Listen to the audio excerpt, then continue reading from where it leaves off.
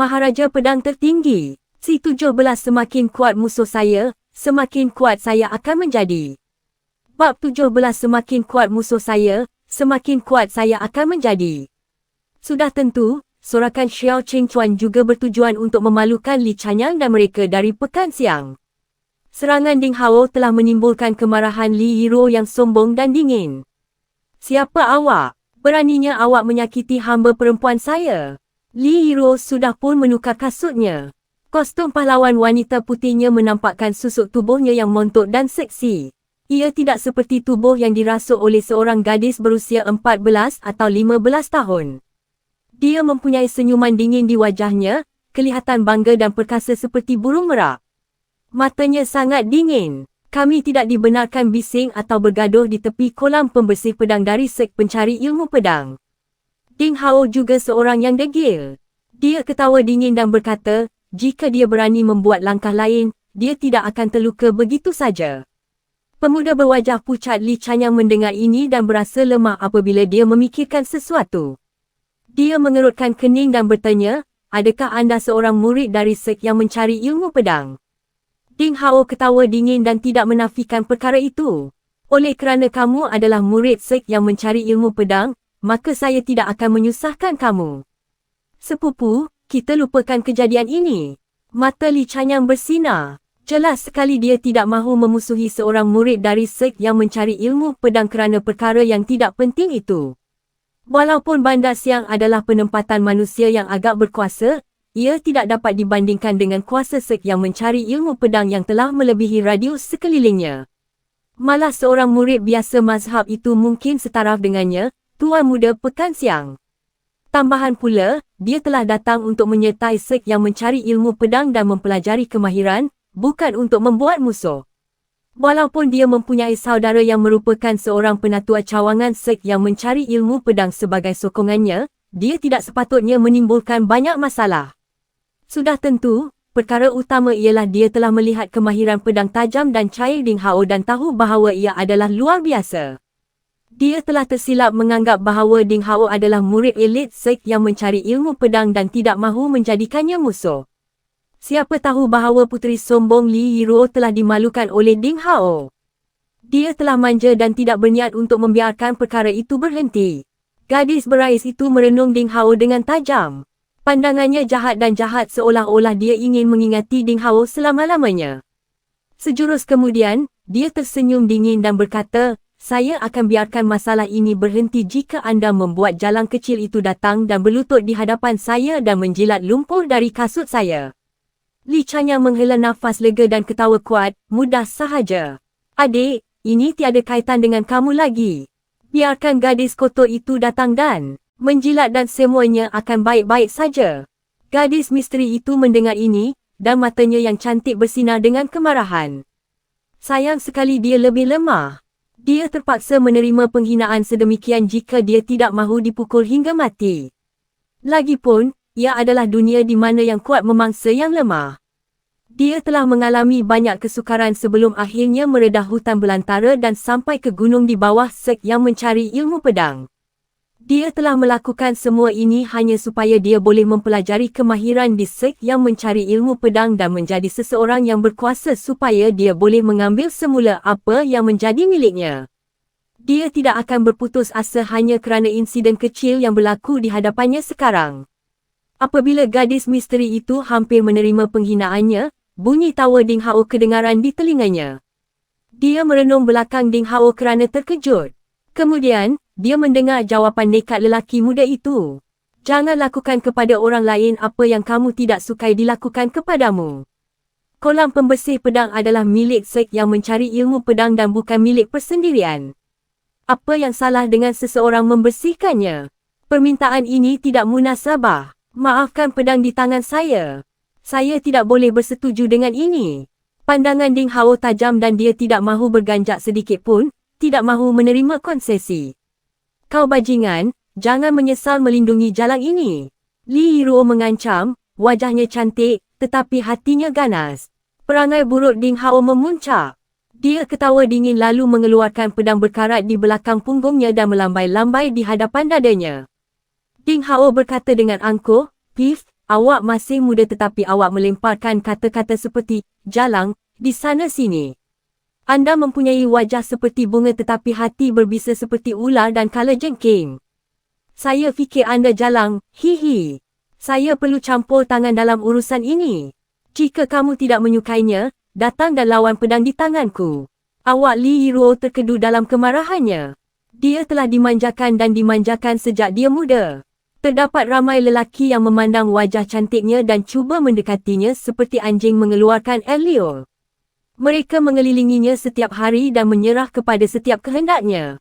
Siapa yang tahu bahawa lelaki di tepi kolam pembersih pedang yang berpakaian kasar akan melawannya berkali-kali hanya untuk jalang kecil yang kotor.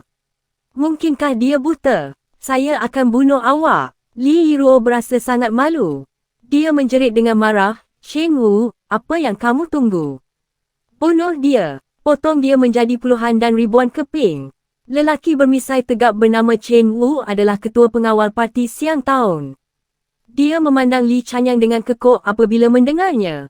Lelaki muda di hadapannya itu berkemungkinan murid sek yang mencari ilmu pedang dan dia tidak berani menyinggung perasaannya. Oleh kerana begitu, kawan muda, saya minta maaf. Jika anda boleh menahan 3 pukulan Chen Wu, maka perkara itu akan dipertimbangkan selesai. Li Chanyang mempertimbangkan perkara itu seketika. Dia mahu pengawal menguji kebolehan Ding Hao. Bersaing dalam seni mempertahankan diri dan belajar antara satu sama lain dianggap biasa di dunia ini. Ding Hao ketawa dingin dan berkata dengan sinis, baiklah. Alangkah baiknya melihat kemahiran pekan siang yang tidak terkalahkan. Chen Wu mendengar ini dan menghela nafas lega. Dia telah melihat ilmu pedang Ding Hao tadi dan tidak berani mengambil mudah. Dia mengeluarkan pedang panjang dari pinggangnya dan membuat isyarat permulaan. Kawan muda, saya minta maaf. Dengan itu, pedang panjang itu bergegar dan bertukar menjadi 5 bunga pedang yang cemerlang yang menusuk ke hadapan. Ding Hao tidak mempertahankannya. Dia tidak panik dan dia melangkah-langkah menakjubkan, bertarung dengan fleksibel. Sosoknya berkilauan dan dia mengelak bila itu. Pedang berkarat di tangannya berbunyi dan dia menggunakan sapuan pedang asas mengaduk awan. Pedang berkarat itu bertukar menjadi serpihan cahaya merah yang merobek udara seperti lidah ular berbisa, meluncur ke arah Chen Wu. Chen Wu tidak dapat menangkap pedang seperti kilat itu. Dia menjerit dalam hati dan mengelak serta-merta. Chen Wu berundur selangkah membolehkan Ding Hao memahami corak pertempuran. Whoosh! Pedang panjang berbintik-bintik karat itu bersiul dengan jelas. Apabila dia menggunakan pukulan pedang asas ke-13 mengejar angin, pedang itu berkilauan dan kemudian menjadi malap. Sosok Ding Hao berkelip-kelip dan cahaya pedangnya bergerak seperti angin. Ia serta-merta menyelubungi semua bahagian penting badan Chen Wu di dalamnya. Chen Wu terkejut. Dia tidak boleh berbuat apa-apa selain berundur.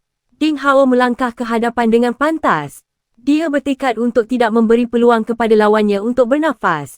Gaya pedangnya berubah dan bertukar menjadi pedang silang pantas yang lebih pantas. Cahaya merah menyelubungi ruang dan aura pedang memenuhi ruang itu. Ding Hao mempunyai kelebihan dalam pertempuran. Lampu merah pedang memaksa Chen Wu, pelajar bela diri 3 acu point berputar. Dia berpeluh dengan banyak. Dia mempunyai banyak pengalaman bertarung dengan syaitan dan binatang. Bagaimanapun, dia diselubungi oleh cahaya pedang menakutkan Ding Hao dan dia tidak mempunyai peluang untuk menggunakannya. Keadaan ini tidak dapat mempamerkan kebolehan sebenar kedua-dua pihak. Sebenarnya, kebolehan Chen Wu melebihi kemampuan Ding Hao. Namun, dia berwaspada dan tidak berani mencuba yang terbaik. Dan kedua, dia hanya menjalankan tugasnya. Tidak perlu menyinggung perasaan orang yang dia anggap sebagai pengikut sek yang mencari ilmu pedang hanya untuk perempuan simpanannya yang manja. Oleh itu, dia tidak melepaskan cinya sepenuhnya. Namun, mereka yang menyaksikan pertempuran itu tidak mengetahui perkara ini. Bagi mereka, Ding Hao adalah kewujudan syaitan.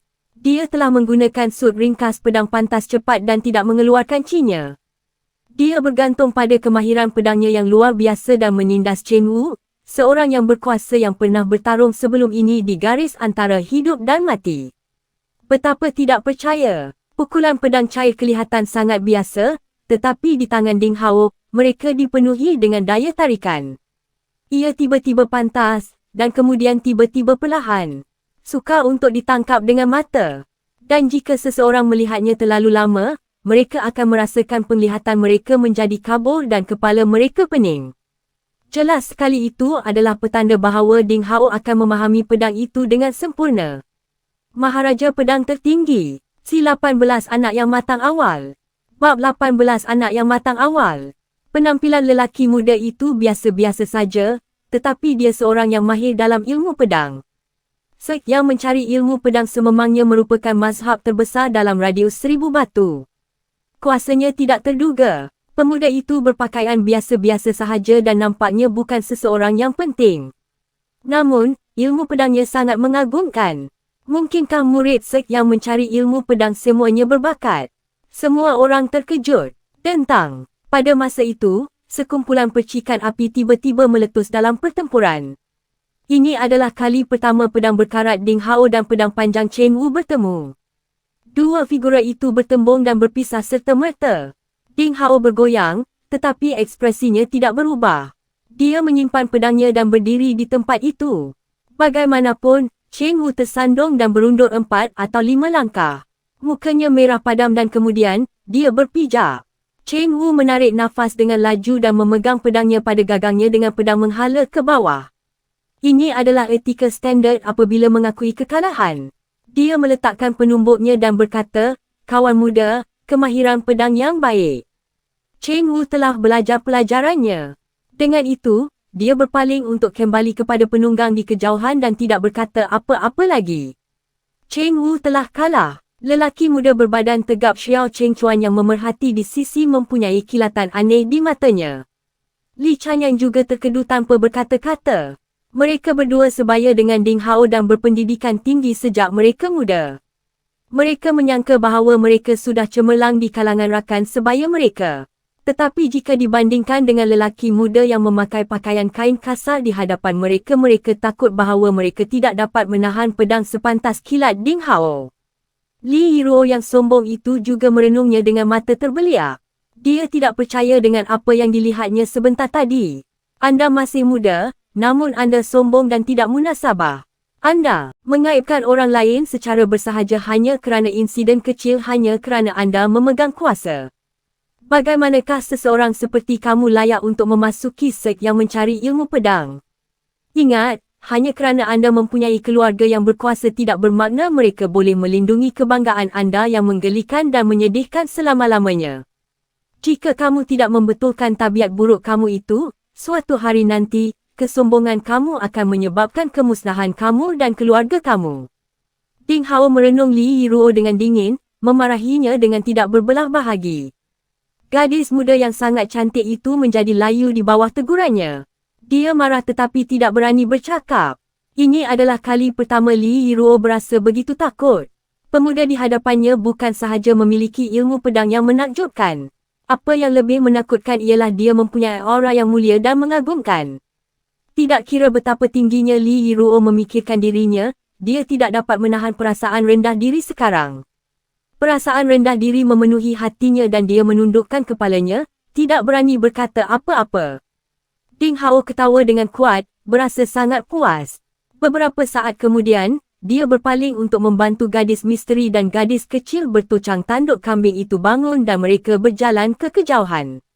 Sehinggalah dia melihat Ding Hao telah berjalan jauh sebelum Li Yiruo kembali sedar. Dia tidak berani percaya bahawa lelaki seperti itu telah memberi pengajaran kepadanya dan dia tidak berani untuk membalas. Dia mengetap gigi dan memarahi dengan marah, "Bajingan, kamu akan menyesal suatu hari nanti." Bagaimanapun, dia tidak berani mengatakannya dengan kuat, takut Ding Hao mendengarnya, berasa sangat kecewa. Tiada perubahan berlaku selepas itu. Mungkin kerana kejadian yang tidak menyenangkan ini, semua orang berasa janggal. Oleh itu, pihak dari Bandar Siang dan Bandar Qing yang tidak tinggal di kolam pembersihan pedang terlalu lama. Selepas makan tengah hari yang tergesa-gesa, mereka segera mengemas perkemahan mereka dan pergi untuk mendaki gunung. Di tepi kolam pembersihan pedang, Ding Hao mula bergoyang apabila kedua-dua pihak pergi. Mukanya putih pucat, terdapat kesan darah pada 5 jari tangan kanannya, dan ia mengalir ke jari-jarinya.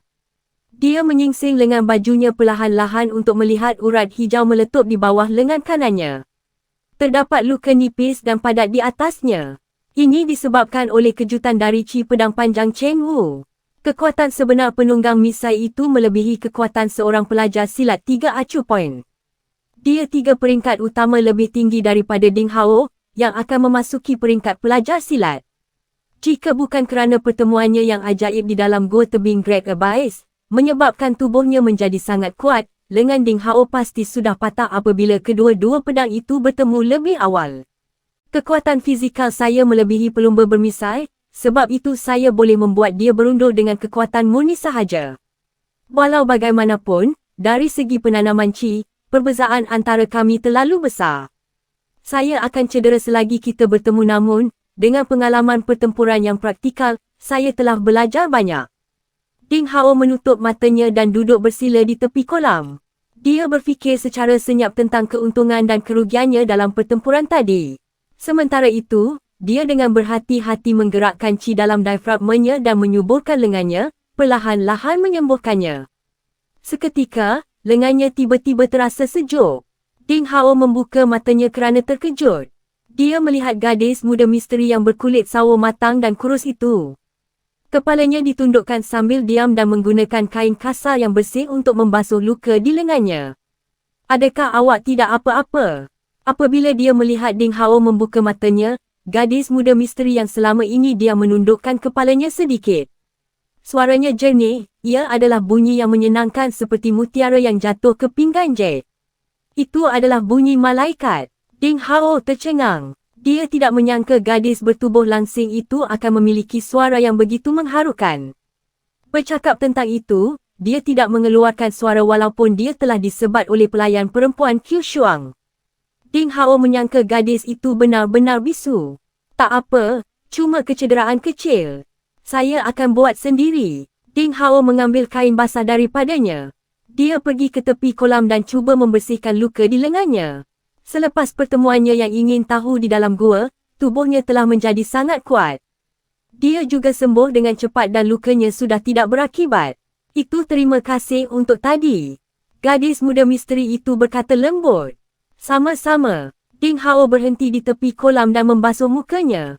Dia bertanya dengan rasa ingin tahu, "Mungkinkah anda di sini untuk menyertai peperiksaan kemasukan sek yang mencari ilmu pedang?" "Ya." "Anda membawa gadis kecil itu melalui hutan belantara seorang diri?" "Ya." Ding Hao menghirup udara sejuk dalam-dalam. Selepas jeda, dia tersenyum dan berkata, "Kamu benar-benar bertuah kerana kamu tidak menemui sebarang binatang.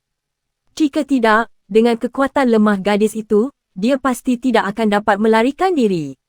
Malah binatang yang paling lemah dan terkecil akan dapat merobek adik-beradik itu dalam beberapa saat." Namun, melihat kecederaan gadis itu dan pakaian yang koyak dan lusuh, dia pasti mengalami banyak kesukaran dalam perjalanan. Tapak tangan dan tapak kakinya terkoyak dan berdarah serta dipenuhi dengan kudis. Ding Hao berfikir sejenak dan mengeluarkan beg kecilnya di mana dia meletakkan pernak-perniknya.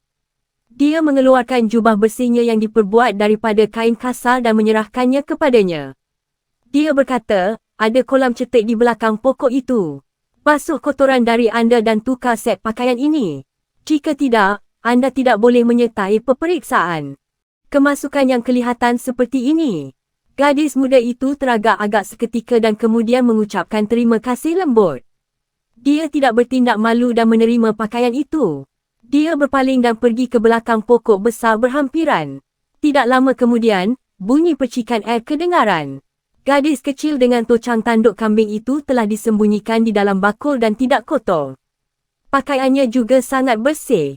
Kanak-kanak itu mengedipkan matanya yang berair seperti mutiara hitam sambil memakan barang-barang kering Ding Hao dengan kuat. Dia berkata dengan kebiasaan, "Kakak, kamu benar-benar hebat. Kemahiran pedang awak bagus dan awak agak kacak. Kenapa saya tidak perkenalkan kepada awak seorang gadis yang sangat cantik?" Ding Hao hampir meludah dengan sedutan. Gadis kecil itu mesti berbakat. Dia baru berusia 2 atau 3 tahun dan sudah tahu makan biskut daging sendiri dan begitu logik dan jelas apabila bercakap. Mungkinkah semua kanak-kanak di dunia ini matang awal? Bersambung.